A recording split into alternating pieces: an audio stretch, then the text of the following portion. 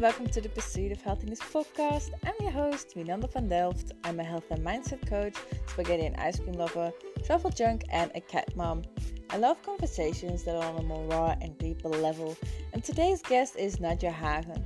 Nadja is a mom, transformational feminine heart coach, and a healer of the feminine. She combines her knowledge and practice of hypnotherapy, NLP, and inner child work. In this episode, we're going to talk about the feminine energy and emotions. What is it and how can we use it? So, hello Nadja, welcome to my show. I'm so happy to have you over here. So tell us a little bit about yourself, what you do, and how it came where you are today. Hello, and thank you for having me. I'm super excited to be here with you. Thank you for the invite. So I can't wait to start and tell you a little bit about me. So I'm a transformational feminine heart coach, and my work basically has three different pillars. One pillar is feminine energy, another pillar is mindset, and the third pillar is manifestation. And that all together comes in a package that is specially designed and tailored for women. I mean, feminine energy. So my clients are women, not mainly, but all of them are women. Yeah. So I personally come from a very male-dominated background, business-wise. I started in investment banking, consulting. So I had mainly male colleagues, and the way we worked was this typical goal chasing. You know, you have a goal and you hustle hard and you do everything to reach your goal. And I noticed that even if I reached my goal, I kind of felt drained. And like, you know, when you have a goal, you think, when I finally reach my goal, I feel happy, I feel fulfilled, I'm grateful. You have these positive feelings. But I noticed, I can tick this box, I've reached this goal, but I'm still unsatisfied and unfulfilled. And I also felt very drained. And I noticed that the energy I was operating in mainly, and my environment was dominated by masculine energy. And that laid the foundation to have a huge focus on feminine energy in the work I do. Okay, cool. So what is feminine energy exactly? Because in these days we were talking a lot about feminine and masculine energy, but what does it really mean? Oh, I love this question. Yeah. So I would describe it in one word to make it short. Feminine energy is beingness. And it's best understood if we compare it to masculine energy. You can look back at the times where we were still living in Stone Age. You know, the masculine, the men, they were gathering and hunting. So they had one thing to focus on. And they only focused on the animal they were to hunt, and they forget about everything around them. So it's goal-oriented, it's efficient, it's this one thing, and as fast, as efficient as possible. Whereas women, they were always together in a community to look for the best berries and things together, and also to help support each other in giving birth and raising their children. So they were the community. So their focus is about, how do you feel? How do we relate to each other? How do I connect to you and to everything around me? And also the view is all around them. You know, if you look for the best berry, you can't focus on only one single berry. You're going to miss out the best one. Yeah. And if you raise children, you can't just focus on one specific area. You're looking around everything, trying to be as present as possible. And that is the quality of feminine energy, the beingness in the moment, the being with myself, my feelings, listening to my heart, my intuition, being with you, relating to you, and everything that is. Cool. Amazing. So how does that work in today's society? Like, how can we tap into our feminine energy? That's also an amazing question. So first thing, and that is something most of us women need to relearn again, unfortunately, is to allow ourselves to be with ourselves. And that what is I difficult. mean, yeah, exactly. You know what I mean by this is to it's easy to be with ourselves if we are feeling super excited and, joyful, like, yeah, something awesome happened. Then it's super easy. Yeah. If sadness or grief or, these really uncomfortable feelings, we all know this feeling of whatever I do, it's or I don't deserve, these feelings that really feel like hurting us on a heart and soul level.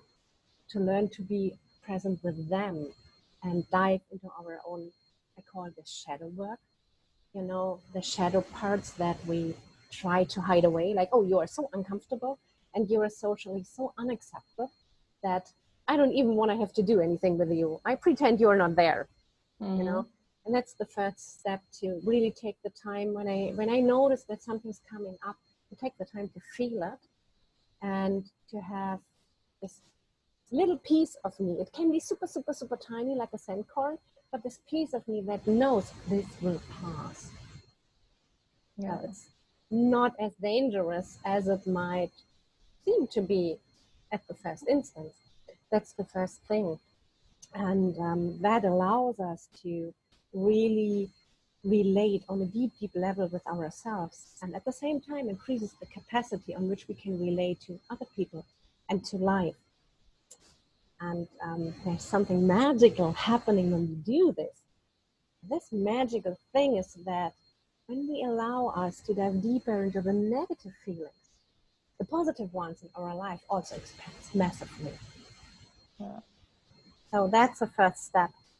A second step is to find out for myself what brings qualities into my life that we can consider feminine energy qualities, like lightness, playfulness, healthy vulnerability. And that looks different for every woman. For example, I have a friend of mine, she loves to paint, and she's painting, she's full in her feminine energy, and she's so relaxed and sparkling and radiant afterwards. Yeah, it's For cool. me, for example, it's a big part is nature. So going for a walk in nature is something that brings me to my center and, brings me close to myself and everything else that is. That's the second step, to find this out and then find ways how we can build this into our daily lives. Yeah. So what should we feel if we feel aligned with ourselves? What is the feeling that you should feel? Because I think a lot of people are not in tune with their feelings, so they don't know what they are supposed to be feeling. So what is it that you are supposed to be feeling? Of course, it's different for everybody, but like you said, to me, when I'm as well in nature, when I'm at the ocean, when I hear the ocean, or when I'm in a forest in nature, I am so calm. I feel free. Yeah. Is that a little bit the feeling that you should feel? Or what is it exactly? Or, is there a difference between just having a good time and really tapping into that energy? Yeah. There is a difference. The first thing is, there is nothing you should feel, because that feels different for every woman.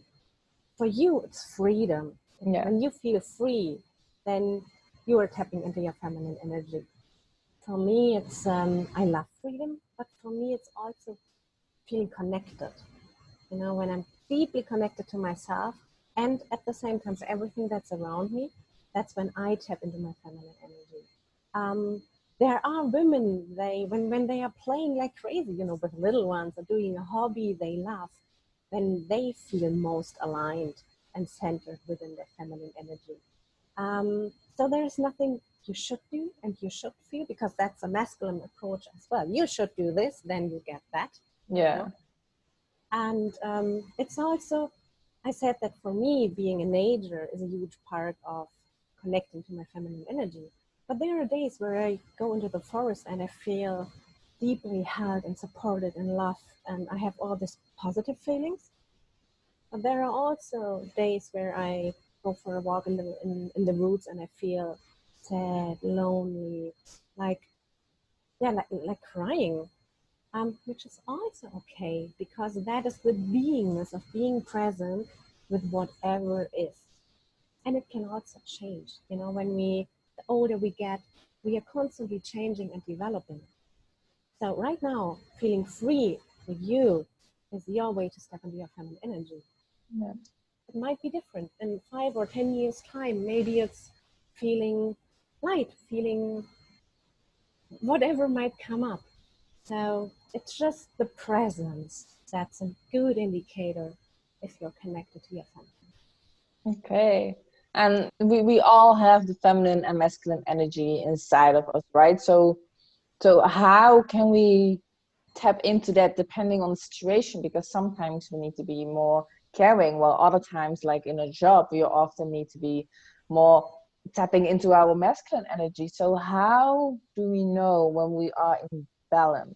Yeah, that is so, so, so important, and something that a lot of women struggle with, balancing the feminine and the masculine Yeah, energies, because because they some women are coming off strong and masculine, while people are kind of afraid of them and they don't know how to turn that off, if I can say it like they don't know how to be more soft and you know what I mean?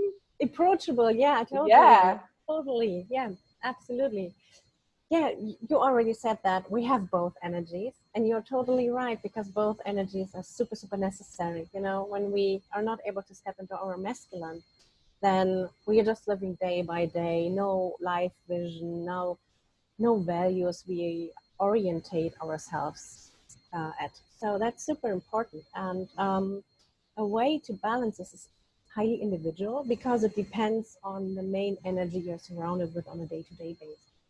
So, as an example, if you're an entrepreneur and you can plan your day according to your personal needs and your own flow, you will probably be a lot more in your feminine energy during the day than a woman who is working in a high achieving environment like investment banking, consulting, or also a regular office job where she needs to have lunch at 12 and have a break at 12, and the next meeting is at 1, and the next at 2. So she's totally planned through the day, which is super masculine, because whenever something's coming up, she does not have the time to be with it, Yeah. or the time for take a 5-minute break, not to rush to the toilet and grab a coffee, but just to breathe and to feel into, what do I need right now? Do I need a glass of water? Do I need a coffee? Do I need a breath of fresh air? Or do I maybe need a chat for 2 or 3 minutes with a colleague to feel refreshed? Yeah. That would actually be a very practical way to balance your feminine energy with your masculine, when you only have a couple of minutes available at this point. So it depends on your main energy and on the surroundings on the energy you're surrounded by. So what I would advise is to look at this and to feel into this, and then to plan a little bit for it. So the interesting thing here is that the masculine protects the feminine. So, for example, when I'm in a high achieving environment with a lot of pressure, and I have the ability to plan a 30-minute or even a 50-minute break between meetings for myself, that would be the masculine energy providing the space and protecting the space I need for my feminine to flourish. Yeah. And then I do with these 15 minutes whatever I can, or if it's even only 5 minutes, better than nothing. So that would be a very good way. What you also can do, what I did when I was still working in corporate, when I came home and I felt drained and exhausted, doing something that refills my feminine energy. And for me, that was, I loved, or I still do love, taking a bath. You know, having this, I love the rose shower and the smell and the softness. And then I light a candle. I make all these feminine soft things to really dive into it. And it only takes me 15 minutes. And then I feel much more balanced. Yeah. Yeah, that is great. Like, but I have another question because also what I've seen the last couple of weeks, months, is that there's also a lot of uh, conversations about toxic masculinity. Um, what does that exactly mean? And can guys be feminine? Is it gay quote unquote, to Yeah, tap into that feminine energy as a guy. I mean, that I is, know a lot of, maybe that's also the toxic masculinity talking, but a lot of guys don't want to tap into that feminine energy, because then, yeah, it's just they are easily considered to be, yeah, yeah. not masculine. Let's Yeah, phrase it this way. Yeah, absolutely. yeah, That's super important. Because we have both energies. As a woman, I have the masculine and the feminine energy, and I need both. And the same as well for men. You know, they have their masculine energy, which gets them going through their life and on a daily basis. And they also have their feminine energy. Because without the feminine energy, they are just like machines, you know, performing, working through. I don't feel. And even if I do, it doesn't matter, yeah, the perfect soldier without a soul. And that's not very attractive as a partner and as a male friend and as, yeah, men having around. mm-hmm. So it's super important for men to also cultivate their feminine by being present in certain moments. For example, if you are a man, you're present with your wife or your partner, your girlfriend, then she will highly value your ability to truly be present with her in this moment. And if she's Yeah. Yeah, I wanted to say, like, that's, I think a lot of conflicts come from, because the woman often just wants to talk and wants to be heard and understood, and the guy is always just like looking for solutions, because yes, that's what they do, that's what they know. That's what so many conflicts are coming from, like couples telling, like, no, you just need to listen, and he's like, yeah, but I cannot just listen and do nothing. It's not that they really, it's more back to nature and more back to um, their animal brain, if I can say it like that, right? It's not that they can actually do something about it. It's how guys are wired. yeah, it is absolutely, and it's like learning to speak a foreign language. Learning to speak masculine for us as Yeah. women, and for the guys to learn to speak feminine. And that's a beautiful example you were just telling. Because when I'm as a woman in my feminine energy in such a situation, then I can tell my guy, I really and highly appreciate your um, that you want to protect me and that you want to help me here and fix my problem. That's super masculine, and I feel so safe with you. But all I need right now is to be heard and to be Yeah. listened to. That's all I need. And that makes me feel so seen and valued by you at the moment. And that really heals my heart. So that's a way of translating Yeah. and navigating through these challenging situations. And that is actually a moment where the guy learns to understand feminine language Mm-hmm. and can, or yeah, best is in his feminine energy. So to come back to the toxic masculine, I think we come from times where masculine energy or men were supposed to be super tough. Mm-hmm. When a Yeah. man, you were showing the slightest sign of an emotion, then you are weak, not rational, not professional, whatever it is. There's a whole bunch of negative attributes that are used to in relation to man having feelings and emotions. So that is actually toxic masculinity, because you can't push emotions away. For No. example, that happens a lot, especially in the relationship between man and woman, that a lot of men just feel used, like, I'm a credit card on legs. I'm just earning the money for the family, but I'm not valued, I'm not seen, and whatever it is. And that happens when we only see this old paradigm of super strong masculine energy or masculine man, Mm-hmm. which is not how men are built. They are humans with a heart and a soul and emotions as well. They want to be seen, felt, appreciated, valued, like we as women want to. Yeah. So um, when men act out of this need to be super strong, then it can turn out to be toxic. Like, I don't care how you feel, just perform. Yeah. Do whatever you need to do. Yeah, Mm-hmm. or You probably have heard these phrases like, to a little boy, man, don't cry. Yeah. That's toxic.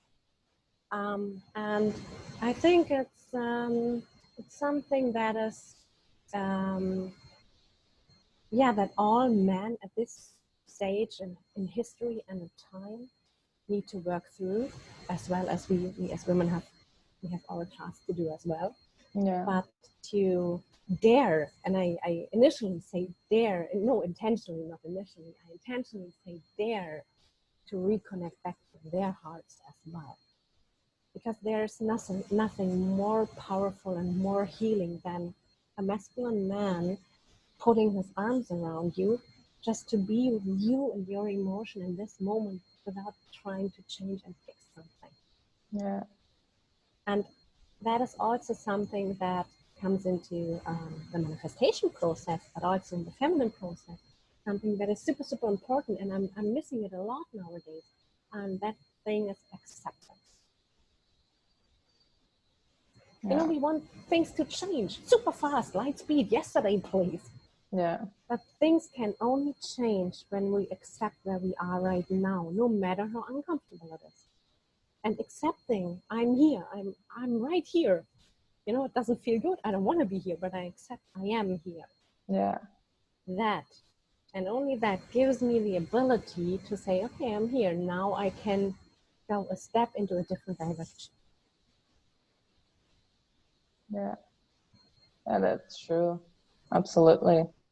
Yeah. I had a question, but I forgot it. Oh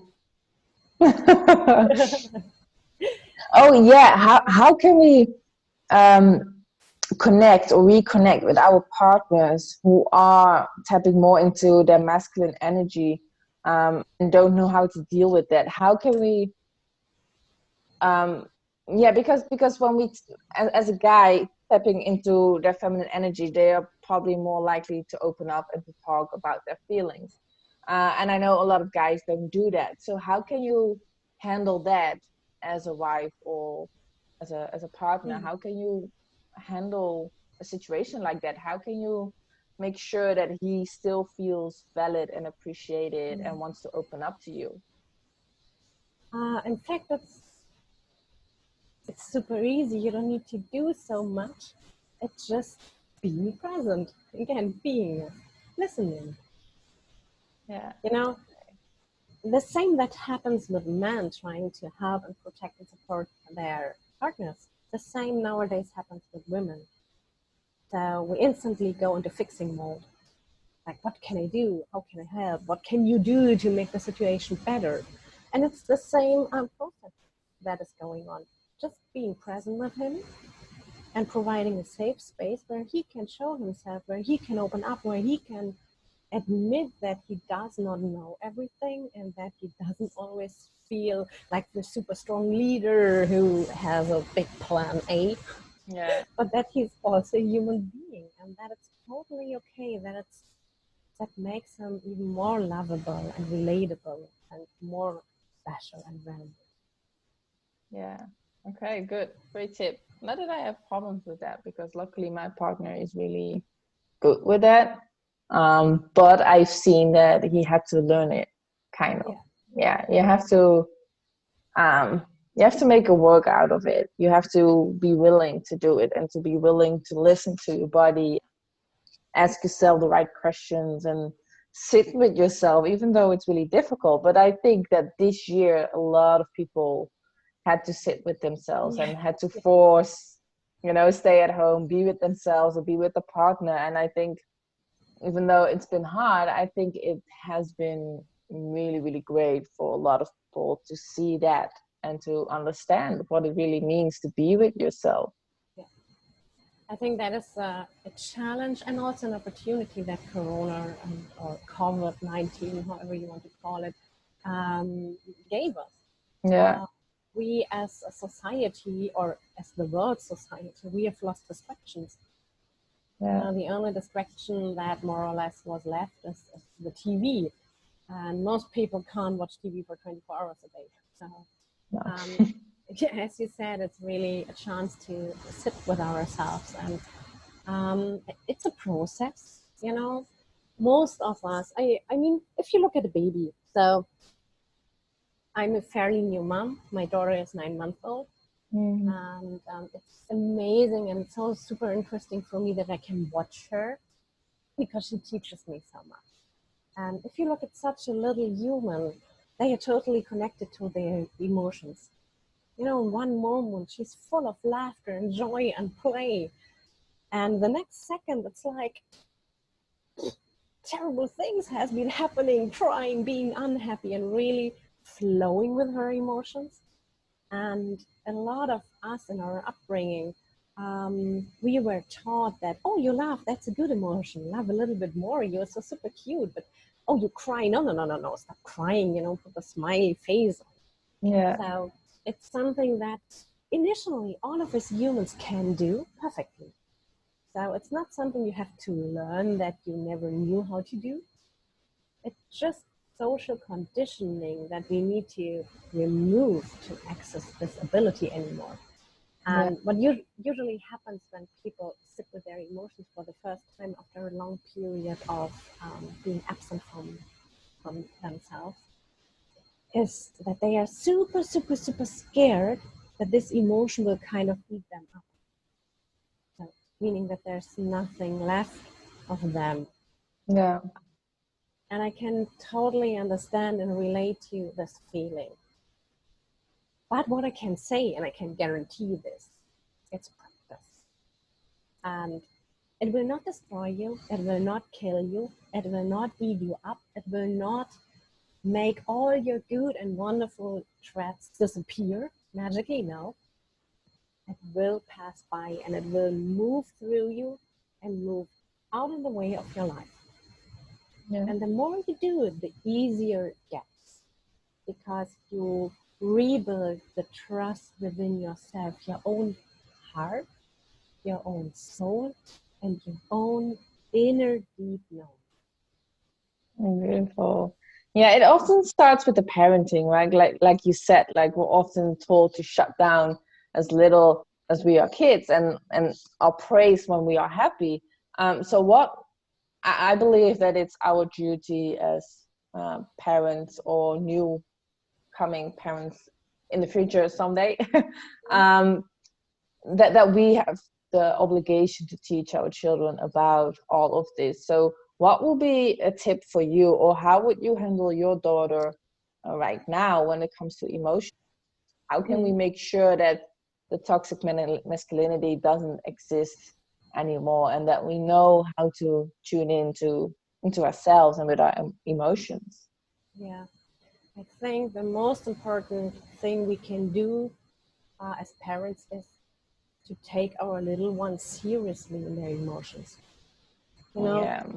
if she has a toy and I need to take it away because we start to eat or, you know, for whatever valid reason, and she starts crying like crazy, then for me it's nothing because I know, okay, this toy is still here, you will get it back, you know, all this logical, rational things. But for her, it's different, totally different.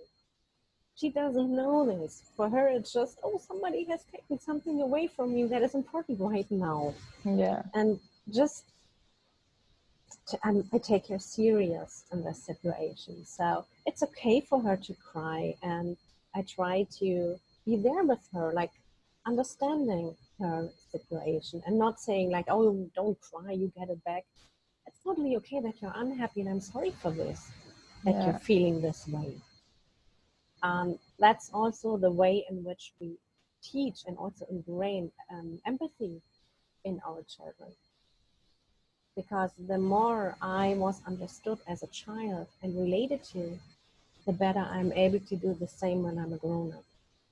Yeah. And something that is super important for me here is that we are all humans. And we try to be super moms, of course, because we love our little ones so much. But it's very often it's super, super, super exhausting. Yeah, I can tell from myself. There are times where I'm super tired, where I'm super exhausted, and the less I sleep, the less patience I have. And sometimes we are not able to do it in the way we would love to, and we consider to it to be right. And that's also something what we can model greatly for our little ones is self-compassion. I'm doing the best I can.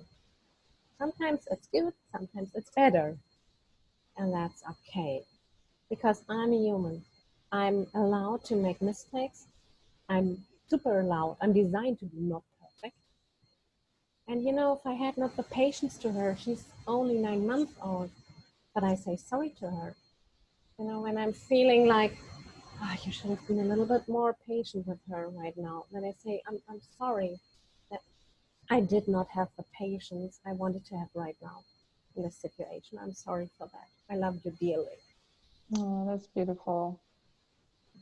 Thank you. Yeah, I think more people should do it. But I mean, if you don't know how to do it, it's difficult, of course. But that's why we have this conversation. That's why we are here to teach people and to share the knowledge, right?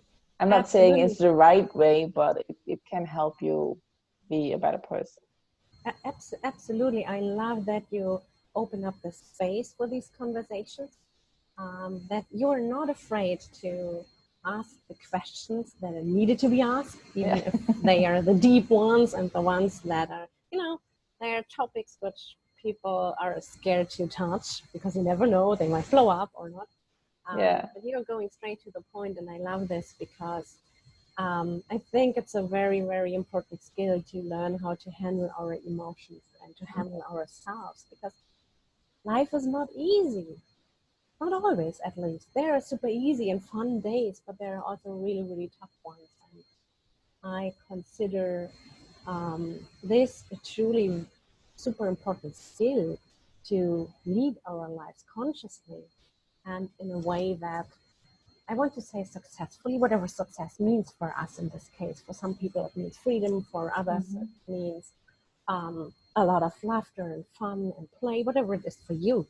That's totally okay. But to be able to steer it in this direction.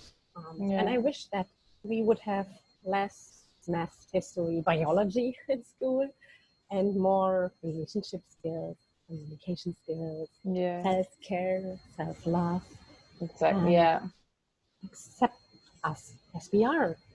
Yeah, exactly. On a side note, now that we are talking about this, as a mom, for you, do you feel so frustrated times that you wish you didn't even had a child? I know this is a hard question, but it is. It's a legit one. To be super, super honest, there were times, or there are sometimes tiny moments where you do feel, yes. But I guess that's normal as well, right? I think everybody, every parent feels that way. I think it's a question of overwhelm. Really truly overwhelmed, and everything is just getting too much. Then you wish back the good old days where you were only responsible for yourself, where you could sleep whenever you were tired, where you could eat whenever you were hungry, and all this stuff. And I think it's also, I love that you ask these questions, because I noticed that it's bittersweet to answer. I want to be super, super honest. And at the same time, I feel a little bit guilty, like, I do admit that I sometimes, rarely, but I do sometimes feel this and think this way because I'm so super exhausted. And I think that shows that it's even more important to be honest here, honest to ourselves, and also very, very honest to other moms. Because the expectations towards moms nowadays, they are supernatural. So I'm sorry, I can't fulfill them, and I actually know not even one mom who is such a super mom. Yeah, exactly. And that's what I wanted to go to, because that's the pressure that moms have. Like they need to have a career, they need to be perfect, they need to be happy all the time, they need to focus on the children, but also on the husband. And even if you don't have a husband or a single mom, but you still need to do all of it. And I think that's not realistic. And I think that's what we need to talk about a lot more, that we cannot do everything, and it is okay to sometimes think that way, and sometimes maybe even, I wouldn't say hate, but you look at your child like, I wish things were a little bit different. Yeah. I think that is Yes. only normal, and I think that what you said, it shows us that we need to be more into accepting ourselves and our thoughts as well. Absolutely. And also to admit that we are overwhelmed, that we are exhausted, to dare to ask for help and support, Yeah. because that's something which is easily interpreted as being weak nowadays, which is actually the opposite. If I'm able to ask for support, it shows inner strength, Yeah. because I can also trust other people, which is amazing. And I see a very, very good opportunity here for healthy relating as well. Because as an example, when we look at our partners, there are days where you think, gosh, seriously, no, right now, I wish you to the moon. Yeah. Not back, just to the moon. But still, at the same time, I love you dearly. Yeah, that's true. And that's the super important point here. Even if I have situations where I feel like, oh, I wish I just could go on mom holiday and take care of myself until my own batteries are full again. It doesn't change anything about how I feel about my child. I still love her dearly, Yeah. absolutely. And I would miss her like crazy. And that's also there, the circle comes to the start of where we started with our conversation. That's the feminine energy trap. I accept there can be one as well as the other.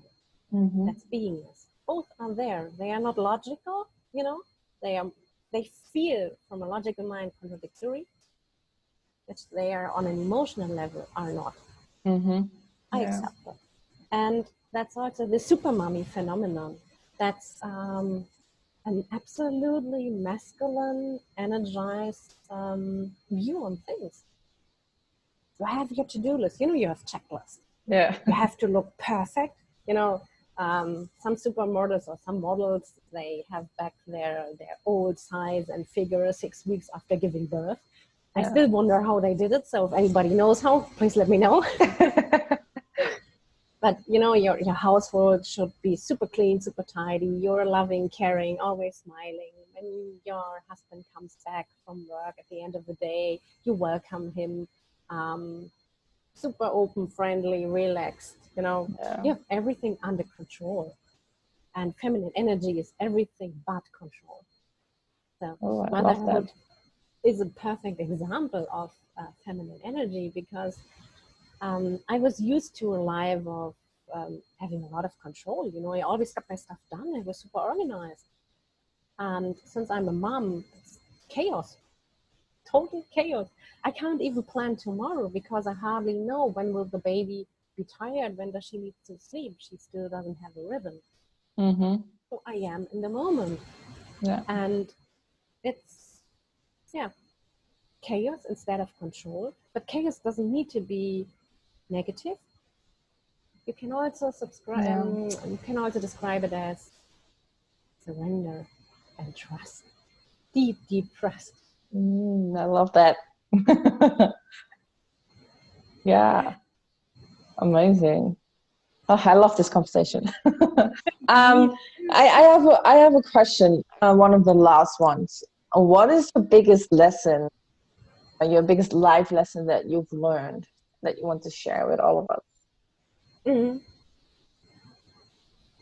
I know it's a difficult question because there are a lot, but what is one that if you could go back to time and tell your younger self, what is the thing that you would tell her? It comes down to something that is so super simple, but still so complicated for a lot of us, and it's you're okay. Which means you're okay as you are. You're perfectly imperfect, and that's absolutely perfect. Yeah. That's how it is supposed to be. You're absolutely lovable in your imperfection and your flaws. So you're okay. And in terms of how things develop, you're also totally okay. You always have a roof over your head. You always have something to eat. Even if you feel like not having enough or feeling any kind of scarcity in some areas of your life, you're supported, you're loved, you're held, you're totally okay, and you're taken care of. So just don't worry this much. Just relax and play a little bit more. Yeah, I think we all need to do that. Play a little bit more, be more like children. I've said it before, but I think that children are a great example. What you said before when it comes to feeling the emotions, but also just playing and don't give a shit about what other people think and just really doing their thing. Absolutely. And I love that you mentioned the children again, because that's also when I look at my daughter. She's playing the whole day. And I've never seen another human being learning so much in such a short period of time. So in fact, play is learning. Yeah. Play is much more work than serious work could ever be. Mm-hmm. Yeah. Okay. So if people want to want to work with you or want to know about the feminine energy and all that stuff, how can they contact you? How can they get to know a little bit more about you?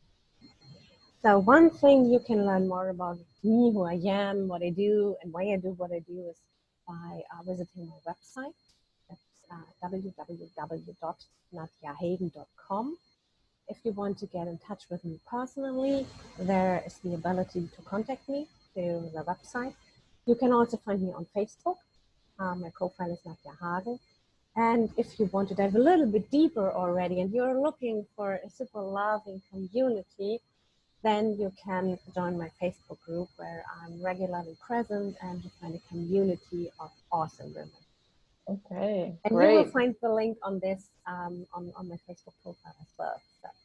Okay, yeah, and I will leave every link in the details so people can just click on it and go to your page and see more about you and get into the community of empowering women. I love it. Well, thank you so much for today. And yeah, like I said, I will leave everything in the description. Thanks again for this conversation. It was really, really great. Thank you so much. Thank you so much. I had so much fun and I enjoyed our conversation so much. I could go on for hours and hours and hours. This was really me too. A great time. Thank you very, very much. Thank you. Bye-bye. Bye-bye.